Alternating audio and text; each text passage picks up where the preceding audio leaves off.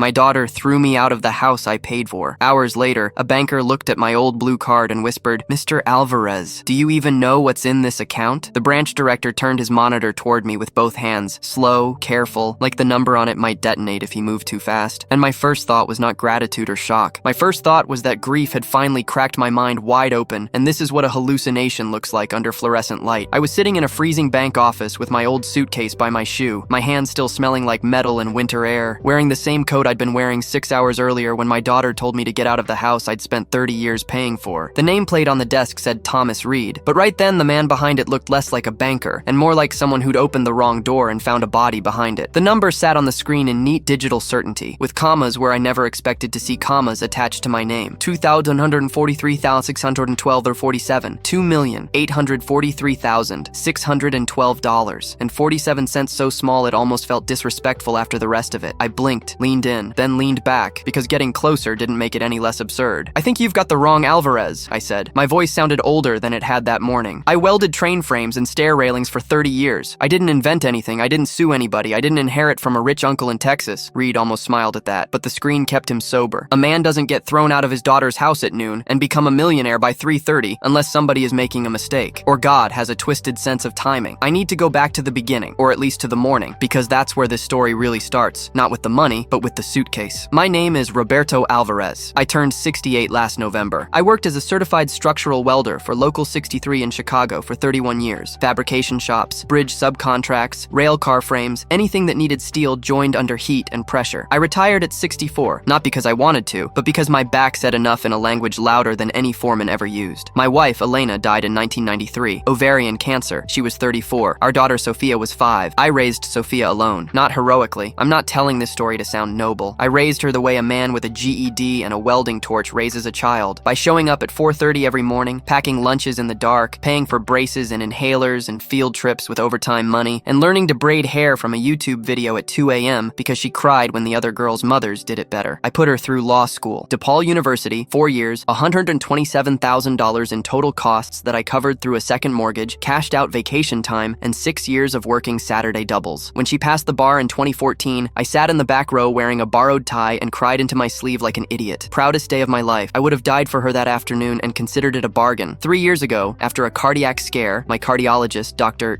Alan Nasseri, 15 years in interventional cardiology at Northwestern, used phrases like preventive planning and just in case. I made a decision that felt like love and turned out to be the most expensive mistake of my life. I transferred the house into Sophia's name, the house I'd paid off over 28 years, the house where I'd built her a bookshelf when she was 9, the house where Elena's handwriting was still faintly visible on a kitchen cabinet where she'd penciled Sophia's height at age 3. I signed it over because I was afraid of dying and leaving her tangled in probate, because I trusted her the way you trust gravity, automatically without checking. I moved into the smaller bedroom. Sophia and her husband Daniel, an insurance adjuster who smiled with his mouth but not his eyes, took the master. It was supposed to be temporary, a transition. Just until we figure things out, Sophia said. That was 3 years ago. The morning she threw me out started like every other morning, which is how betrayal usually operates, wearing ordinary clothes. I was in my armchair at 6:30, drinking coffee from the faded mug I'd had since 1998, reading the sports section on my phone because the Tribune doesn't deliver to our block anymore. Sophia came downstairs already dressed, which was unusual for a Saturday. Daniel was behind her. They had that look, the one couples get when they've rehearsed something in the bedroom and haven't agreed on who goes first. "Dad," Sophia said, "we need to talk." In my experience, no conversation that begins with those 4 words has ever ended well. She told me they needed the space. She said Daniel was going to convert my bedroom into a home office. She said they'd found a senior living community in Cicero with availability and reasonable monthly rates. She said it wasn't personal. I set my coffee down. "You're asking me to leave. We're asking you to consider what's best for everyone. This is my house, Sophia." And that's when she said it, calmly, without blinking, with the precision of someone who'd already checked the paperwork. "Actually, Dad, it's mine. It has been for 3 years. The room went very quiet after that, the kind of quiet that happens right after something breaks but before you've identified what it was. Daniel stood behind her with his arms crossed, and I noticed he was already holding a brochure, glossy, trifold, with a stock photo of a smiling silver-haired man playing chess. He'd had it ready. They'd planned this. I looked at my daughter, the girl I'd carried on my shoulders through the zoo, the teenager I'd driven to debate tournaments at 5 a.m., the woman I'd bankrupted my body to educate, and I saw someone I didn't recognize. "How long do I have?" I asked. "We think it's best if you go today," Daniel said. First time he'd spoken. Clean break. Today. I went upstairs. I packed 1 suitcase, 3 shirts, 2 pairs of pants, my blood pressure medication, my reading glasses, Elena's communion photo of Sophia, and a blue card I'd kept kept in my sock drawer for 25 years without ever knowing what it was worth. I set my house keys on the entry table and I walked out. I need to explain the blue card because without it, this story is just sad. With it, it becomes something else entirely. When I was 31, 1988, I worked for a manufacturing subcontractor called Harman Voss Industrial, a company that made structural components for freight rail cars. Small payroll deductions came out of every check, $32 here, $47 there, $50 on a good week, going into something they called a future growth allocation account, employee equity conversion, profit participation hold. The names sounded like they'd been invented by someone who got paid by the syllable. The company matched the contributions. Then, during a corporate restructuring none of us on the shop floor understood, those contributions were converted into stock units. Years later, the company was acquired, then acquired again. Dividends reinvested automatically. The account sat dormant, untouched, growing in the dark like something planted in soil and forgotten. I remembered those deductions only vaguely. They'd been tiny numbers on old pay stubs during a season of my life when tiny numbers were the only kind I could afford to notice. Because Elena had already been gone 2 years, Sophia was 5 and still sleeping with the hall light on, and every dollar had to stretch farther than dignity should allow. When Harman Voss closed its doors in the mid-90s, I assumed whatever money I'd put in had evaporated with the company. Nobody called, nobody sent a letter, or so I thought. I did what working people do with complicated systems built by richer men. I kept my head down, worked overtime, and let the machinery of finance disappear behind me. The blue card was the only thing I kept. A small laminated card with an account number issued the day I enrolled. I'd carried it in my wallet for years, then tucked it in my sock drawer when the wallet got too thick. Force of habit. The stubbornness of a man who doesn't throw things away because he was raised to believe that anything with numbers on it might matter someday. After Sophia told me to leave, after I packed my suitcase, after I walked 14 blocks in the cold because I didn't know where else to go, I ended up at a bank branch downtown. Not the fancy kind, the kind with bulletproof glass and a line at 2 p.m. on a Saturday. I went in because I needed to check whether my old checking account was still active. I hadn't used it in years. I pulled out the blue card by accident, mixed in with my other cards, and the teller, a young woman with braids and patient eyes, froze when she typed in the account number. She didn't say anything. She just picked up a phone. 8 minutes later, I was sitting across from Thomas Reed. Reed explained it in pieces because no sane person could absorb it all at once. He tapped through fields on his screen, my social security number, my date of birth, the old employer record, and shook his head with the grim courtesy of a man about to tell me my ordinary life was never as ordinary as I thought. The small deductions had been matched, converted, rolled over through 3 separate corporate acquisitions, reinvested automatically, and compounded for over 30 years. On the screen, I could see a line-by-line history stretching back decades. My younger life translated into deposits of $32, $47, $50, each one painfully modest on its own and quietly magnificent in the long view. Those small sacrifices had been multiplying in the dark while I was worrying about tuition, antibiotics, braces, rent, mortgage payments, and whether Sophia had enough lunch money not to look poor beside the other kids. The balance on that screen was not random luck. It was my life, compounded. Then Reed said the sentence that chilled me more than the amount ever could. We've tried to reach you several times over the past 3 years. He swiveled another page of records into view. 7 certified mail notices over 30 months. Dormant account warnings. Requests for in-person verification. All of them sent to the house address I'd left less than an hour ago with my keys on the entry table. Several delivery receipts showed signatures. One of the signatures, looped, careless, familiar, was unmistakably Sophia's. My ears went silent. The office shrank to the shape of that signature. That slant I once watched her practice at the kitchen table when she was 9, proud to write her name in cursive like a grown woman. Reed added carefully that approximately 2 months ago, a woman identifying herself as my daughter had come into another branch asking about asset accessibility in the event of declining memory. She was denied information because she had no legal authority, but the interaction was flagged for fraud review. I didn't speak. I just stared at her name on the screen until it stopped looking like handwriting and started looking like a blade. Reed asked if I needed water, a medic, or a few minutes alone. The strange part is I wanted none of those things. What I wanted was impossible. I wanted to go back to 6:30 that morning, to my old armchair, the faded mug by the sink, the version of my daughter who once ran into my arms after kindergarten with glue on her hands and a paper turkey in her backpack. Instead, I sat up straighter, because the day had changed species. I was no longer just a discarded old man with one suitcase. I was a discarded old man whose daughter may have known I was standing on top of a buried life raft and shoved me off the deck anyway. Reed recommended the funds be frozen from all outside inquiry until fresh identity documents were processed and a secure transfer arranged. He brought in a private banking officer named Elise Monroe, silk blouse, careful voice, the kind of person who would normally make me feel like I'd wandered into the wrong social class. But she spoke to me with more respect than I'd been offered all day. Elise helped me open a new personal account. She arranged a temporary cashier's check for immediate lodging and necessities. Then she asked whether I had an attorney. I almost laughed at that. Men like me only call lawyers when something breaks, and even then, usually after waiting too long. By the time I stepped back onto the sidewalk, the The city looked no different, which felt almost offensive. Buses still wheezed at the curb. People still hurried with coffee cups and scarves. The late afternoon cold still pressed against my cheeks like a hand with no patience for drama. In my coat pocket was a cashier's check, larger than the amount I'd once spent furnishing my entire first apartment. In my chest was a bruise where my daughter's voice still lived. Wealth, I learned in that moment, does not arrive like joy. Sometimes it arrives like evidence. I took a cab to a modest hotel near the river because the driver mentioned it was clean and quiet, and right then, quiet mattered more than class. The room was bland in the way chain hotels specialize in, beige carpet, obedient lamps, but when I closed the door behind me, it became the first space that had belonged only to me in years. I ordered a club sandwich from room service and almost canceled when I saw the price, because poverty leaves fingerprints on the brain long after the numbers change. The sandwich arrived cut into triangles I didn't especially trust, with chips in a silver bowl and a pickle spear like a joke about prosperity. I ate half of it standing up, still wearing my coat, because sitting felt too much like surrender. Then I took the communion photo of Sophia from my suitcase and leaned it against the lamp. In the picture, she's missing one front tooth, grinning so hard it seems physically impossible that the woman who signed for those bank letters is the same human being. Sleep didn't come clean that night. It came in fragments, welding sparks popping like orange rain, a feverish child coughing until dawn, tuition bills folded into my wallet next to grocery lists. The day I signed the house transfer because my cardiologist scared me into thinking love needed legal protection. Love, I realized in the dark, is sometimes just a series of signatures made under the illusion that loyalty travels in one direction forever. At 9 the next morning, Elise met me in the hotel lobby with a manila folder and introduced me to Dana Mercer. Dana was an attorney who looked too young to carry the kind of authority she clearly did. Sharp eyes, no unnecessary jewelry, the efficient stillness of someone who'd built a career cleaning up after other people's greed. She specialized in elder law and financial exploitation cases. 12 years in practice, former assistant state's attorney, twice cited in the Chicago Tribune for landmark elder abuse settlements. She listened without interrupting while I explained everything. The house transfer, the eviction, the bank notices, the signatures, the flagged inquiry from Sophia. When I finished, she didn't offer pity. She offered sequence, which turned out to be far more useful. By noon, I had a new phone number, a post office box, a secured banking profile, and a short-term furnished rental on the north side that Dana insisted on paying from my own funds because, as she put it, you do not begin a new life by apologizing to your own money. She said the house transfer would be difficult to undo because I'd signed it voluntarily, but the intercepted mail and the attempted financial inquiry were another matter entirely. Elder financial exploitation, a phrase I never imagined would be spoken about my life, yet there it was on her yellow legal pad, plain as weather. I signed the retainer agreement with a hand steadier than I felt. Sophia texted just after 2 that afternoon. Not an apology, not a question about whether I'd slept indoors, not even the thin decency of asking if I had my medication. A single message. Where's the utility login info? Some auto pays are still routing weird. I stared at the screen until the words blurred. Then I handed the phone to Dana. She read it once, exhaled through her nose, and said, "Do not answer yet. Let her speak into the silence she created." The furnished apartment was on the 3rd floor of a brick building that smelled faintly like old varnish and somebody's chicken soup. 1 bedroom, narrow kitchen, decent heat, a window overlooking a park where dogs pulled their owners through patches of dirty snow. There was a couch that hadn't yet memorized my shape, a table small enough to discourage loneliness from spreading out, a clean bathroom with bright lights that made my face look honest. When I hung up 3 shirts in the closet, the quiet that followed was not elegant. It was raw, unfamiliar, and more merciful than I expected. I sat on the edge of the bed and did something I hadn't done in years. I cried, not for the money, not for the house, for the version of fatherhood I'd believed was mutual. 2 days later, Dana called me into her office and slid copies of the delivery receipts across the desk. 7 certified notices, 30 months, 4 signed by Sophia, 1 by Daniel, 2 marked as delivered with no response. There was also a branch incident memo documenting Sophia's visit, including her statement that I was forgetful lately and that she was handling most things. The room went hot around the edges when I read that. A daughter can grow cruel in 100 private ways, but there is something especially vicious about watching her rehearse your decline before it even belongs to you. She was setting the stage, Dana said. If you'd never found that account, and she'd eventually gained access, conservatorship, power of attorney, anything, the narrative was already in place. Elderly father, declining memory, devoted daughter managing his affairs. My hands were shaking, not from weakness. From the slow-burning realization that my eviction wasn't spontaneous, it was logistics. They needed me out of the house so they could control the mail. They needed me confused so they could control the story. And they needed me gone so they could control the money. That evening, my phone rang with Sophia's name for the first time since she told me to leave. I let it ring twice before answering, because some part of me still wanted one last chance for the sound of her voice to be anything other than strategy. She started soft, almost frightened, asking where I was, whether I was okay, why a bank fraud officer had left a voicemail at the house. Behind her, I could hear Daniel murmur something low and urgent. Then she said, "Dad, we need to talk." And I understood that need is not the same thing as love. I agreed to meet her at a diner halfway between my my old neighborhood and downtown because public places still offer the illusion of civilization. She got there first, wearing the camel coat I'd bought her 3 Christmases ago, the one she'd admired in a store window and insisted was too expensive. Daniel wasn't with her, though his influence hung around her like cologne. When she saw me, her face folded into something almost daughter-shaped. For one dangerous second, my heart rushed toward the version of her that no longer existed. We sat across from each other in a booth with cracked red vinyl. She wrapped both hands around her coffee cup as if she were the injured one. She said she was worried. She said she'd signed for the bank letters because my blood pressure had been bad and she didn't want to stress me out. She said Daniel thought it might be junk mail or some scam tied to old industrial accounts. She said, everything got hectic. People who are lying rarely understand how much extra furniture they drag into a sentence. I asked one question, kept my voice level. Why did you go into the bank and tell them I was getting forgetful? She looked down fast enough to betray herself before the excuse arrived. What followed was a sloppy chain of half defenses. She only wanted information. She never meant harm. If something happened to me, somebody needed to know how to manage things. Then she asked it. Not how I felt in that hotel room. Not whether I'd had money for a bed or a meal. Not what it did to me to be shoved out of my home with an hour's notice. She leaned in, lowered her voice, and said, "Is it true there's a lot in that account?" There it was, the real pulse under the conversation. Not grief, not guilt, not fear. Curiosity sharpened by entitlement. I stared at her and saw every year of my own life stacked behind her face. The packed lunches at dawn, the overtime shifts, the winter boots bought on layaway, the braces, the inhalers, the law school tuition that took 8 extra years off my spine, the vacation I never took because she needed books, the second marriage I never pursued because I wouldn't risk giving her a home divided by adult wants. I didn't build a child, I built a bridge and called it fatherhood. Somewhere along the way, she'd learned to cross it without looking down. I didn't give her a number. Instead, I asked if she remembered the night she had pneumonia at 7, and I sat on the bathroom floor with her until sunrise because steam was the only thing that made breathing easier. I asked if she remembered the cheap diner near DePaul where I met her after evening classes because she cried over evidence and thought she was going to fail. I asked if she remembered the day I signed the house transfer because I was terrified she'd lose the only secure place she had if my heart gave out. Each question landed, and yet something in her remained defended. A locked room with money-shaped walls. Tears filled her eyes. I almost hated myself for still reacting to them. Then she said the sentence that finished what the eviction started. "Dad, you don't even need that kind of money at your age." She said it with exhaustion, as though my continued existence past usefulness was the true inconvenience. I didn't slap the table. I didn't raise my voice. I simply felt a final piece of my love detached from expectation and fall silent. I stood up, left cash for my untouched coffee, slid out of the booth. She reached for my sleeve. I stepped back before her fingers made contact. "I needed a daughter," I said, and my voice was calm enough to scare her. Not a claims adjuster. I walked out into the Chicago cold and kept walking until the air burned and the trembling in my hands turned from sorrow into something cleaner. For the first time in days, the grief was no longer begging to be understood. It was setting boundaries. Dana moved fast. With the intercepted financial correspondence, the documented bank inquiry, the false suggestion of mental decline, and the coercive timing of the eviction, she had enough to allege elder financial exploitation and male interference, and enough leverage to force a very serious conversation. She sent a letter, not emotional. That's one of the first things I came to admire about good law. It doesn't mention sleepless nights, communion photos, or fathers who spend their bodies like currency. It lists facts, statutes, preserved evidence, and proposed remedies. The letter demanded no further contact outside counsel, preservation of all documents, an end to any access attempts involving my finances. Notice that civil claims may include recovery related to elder abuse, interference, and unjust enrichment. If grief writes poetry, law writes in steel. Sophia responded the way frightened people do when the first language of manipulation stops working. 11 voicemails in 2 days, tears to rage to accusation so quickly it sounded like several women sharing a phone. In one, she said Daniel pressured her. In another, she said I was humiliating her on purpose. In a third, she hissed that after everything she'd done for me, dragging lawyers into a family misunderstanding was cruel. Dana saved every message. Some evidence arrives gift-wrapped in self-pity. Then Daniel made his mistake. He called Dana's office himself, loud, indignant, and suggested that at my age, I was vulnerable to people putting ideas in my head. Dana let him talk. He started speculating about the account value, the property transfer, what he called her fair expectation as my only child. When Dana finally cut in, her voice went so calm it could freeze boiling water. "Sir," she said, "you are describing entitlement, not expectation, and you are doing it on a recorded line." He hung up. For the first time in weeks, I slept 6 full hours. The crisis peak came 10 days later, and it didn't arrive through the legal system. It arrived on a curb, Dana called. A neighbor from my old block had seen movers throwing boxes onto the sidewalk outside my former house after what Daniel called a renovation purge. One box split open in the slush. The neighbor recognized my name on an old union certificate and called the number Dana had left during the investigation. I drove there with my stomach clenched so hard it hurt. My old life was scattered in damp cardboard by the curb. Work shirts, photo albums, Elena's recipe binder, handwritten, stained, irreplaceable. irreplaceable. A chipped ceramic nativity. 2 trophies Sophia won in middle school debate. The wooden toolbox I'd built with my own hands. A stack of legal folders tied with a rubber band gone brittle with age. Snowmelt had found its way into everything. I knelt in slush at 68 years old, lifting pieces of my history out of garbage, while from inside the house I'd paid for, warm light glowed behind new curtains I hadn't chosen. Then I saw it. One of the certified bank envelopes. Unopened. Rain softened. Addressed to me in official block letters. Still tucked inside a box of papers Sophia had thrown out without even bothering to shred. Something in me turned cold and exact. This was no longer about insensitivity, bad judgment, or a son-in-law with too much influence. This was pattern. This was concealment. This was a daughter who'd had multiple chances to tell the truth and chose convenience instead. I loaded everything into my car. I drove to Dana's office. I laid the ruined papers on her conference table to dry. She didn't dramatize what she already knew was ugly. She said, "With this, we proceed." I looked at the damp envelope with my name on it. "Yes," I said, because mercy without accountability is just another way of feeding the machine that broke you. Mediation was set for May. Sophia walked into the conference room looking more polished than healthy, as if beauty had become her last reliable form of control. Daniel was beside her in a navy suit that tried too hard, sweat darkening the collar, panic twitching around his mouth. Their lawyer spoke first, floating phrases like misunderstanding, family tension, unintended oversight, emotional escalation. Dana let him finish. Then she opened a binder thick enough to humble the room and began laying out certified receipts, bank memos, voicemail transcripts, the curbside photographs of my discarded belongings, and a timeline from concealed notices to eviction. Sophia spoke. Her voice trembled. She said she never meant for things to go this far, that she was overwhelmed, that Daniel handled a lot, that she thought if there really was money, she could tell me once she had a better sense of everything. Even now, she talked about timing instead of truth, management instead of betrayal. When she finally looked at me and said, "It's just a house," I felt something almost like pity, not because she was hurting, because she still had no idea what she'd destroyed. "No," I said. The room went still. "It was never just a house. It was the place where I made your lunch at 5 in the morning, where I sat up with you when you were sick, where every paycheck I ever earned turned into your life before it turned into mine." I leaned forward, not angry anymore, just done. "The house was not the gift, Sophia. I was." Their lawyer asked for a break. First sensible thing anyone on their side had done all day. When they returned, the settlement was clean. Sophia agreed to transfer the house back, waive any future claim to the dormant account or related assets, preserve and return any remaining personal property, cooperate with closure of the exploitation claim. Dana looked at me for the final decision. I signed, because justice doesn't always require a courtroom, not when the truth has already done its job. I didn't move back into the house. I drove there alone the day the deed came back. It looked smaller than my memory, which surprised me until I realized pain had been enlarging it in my mind. Through the front window, I could still see the outline of the room where Sophia once did homework with her tongue between her teeth, and where years later, she stood telling me to leave. I stayed in the car for 5 minutes, then started the engine. Some places stop being home before the paperwork catches up. By early spring, I bought a small brick bungalow on a quiet street lined with maple trees and stubborn porches, squeaky hallway floors, a workshop out back, a sun-faded fence, a kitchen big enough for one person to cook without feeling swallowed. I put Elena's recipe binder on the counter, hung a few photographs, left the rest of the walls empty, because grief deserves room to breathe if it's going to stop poisoning the air. I started the Alvarez Foundation with 1 scholarship and a practical promise: tuition support for trade certification, emergency assistance for apprentices, and a financial literacy program for older workers who spent their lives around machinery instead of paperwork. I named the first scholarship after Elena because she was the one who believed that skills should never have to bow its head to polished people in polished offices. At the Union Hall, the same local 63 hall where I'd once picked up shifts and shared lunches with men who moved like time had leaned on them, I found a 19-year-old named Marcus trying to keep his welding certification alive while working nights at a grocery store. I found a single mother retraining in industrial maintenance after a divorce wiped her out. I found men who knew every machine in a plant but not how to navigate tuition forms or licensing fees. Money that came from labor ought to circle back to labor. A local reporter came to interview me in the workshop while I sanded a warped shelf back into usefulness. She expected a human interest angle about sudden wealth. What she got was my quiet fury about how many people work themselves into the ground without ever being taught what they own, what they signed, or what the fine print keeps doing after they clock out. It's been 14 months now. I cook for myself most nights. Elena's recipes adapted for one. I fixed the fence, built a bookshelf for the hallway, started mentoring Marcus, who passed his certification last month, and grins about it in a way that makes my chest ache in the good direction. Sophia sent a letter in August, handwritten, 2 pages. She said she was sorry. She said Daniel had influenced her more than she realized. She said she was in therapy. I read it twice. I put it in a drawer. I haven't written back. Maybe I will. Maybe I won't. Dr. Linda Carrasco, the therapist I started seeing in June, 20 years of practice, specializing in grief and late life transitions, says healing doesn't mean reopening every door. Sometimes it means knowing which doors served their purpose and which ones were just holes in the wall pretending to be exits. sits. Some nights I sit in my workshop with the overhead light buzzing and the smell of sawdust in the air, and I think about that blue card. A small laminated rectangle I'd kept in a sock drawer for a quarter-century, worth nothing to look at and worth everything underneath. My entire working life, compressed into tiny weekly deductions I'd assumed were gone, quietly compounding in the dark while I was up at dawn, burning through my body to make sure my daughter had enough. I think about how close I came to never knowing, how close Sophia came to taking it, how the only reason I walked into that bank was because I had nowhere else to go. And I think about Thomas Reed's face when the number appeared, that look of a man who understood before I did that the screen wasn't showing me a windfall, it was showing me a receipt. 30 years of $32 deposits, 30 years of showing up, 30 years of choosing someone else's future over my own comfort, compounded into a number with commas I never expected to see next to my name. The money was never a miracle, it was just my life, finally, accurately counted. And for the first time in 68 years, so was I.